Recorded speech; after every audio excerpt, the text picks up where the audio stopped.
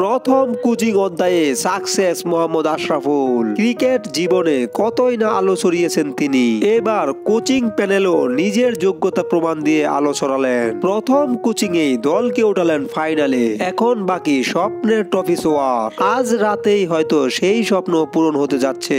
তো দর্শক, পুরো খবরাখবর বিস্তারিত থাকছে ভিডিওতে। আপনি যদি এসএমএস স্পোর্টস আপডেটে নতুন হয়ে থাকেন তাহলে অবশ্যই চ্যানেলটি সাবস্ক্রাইব করে পাশে থাকুন। মোহাম্মদ আশরাফুল বাংলাদেশ ক্রিকেটে এক মহানায়কের নাম, তবে হতাশার সাথেও জড়িয়ে আছেন বাংলাদেশি এই লিটল মাস্টার। ক্রিকেট জীবনে আলো ছড়ানোর পর এবার ক্রিকেট ছেড়ে যোগ দিয়েছেন কোচিং প্যানেলে। গত 2 মাস আগে আইসিসি কোচিং প্যানেলে নাম উঠিয়েছে আশরাফুলের, আর এবার বাংলাদেশের রংপুর রাইডার্সের কোচ হয়ে নিজের স্বপ্ন পূরণ করতে নেমেছে।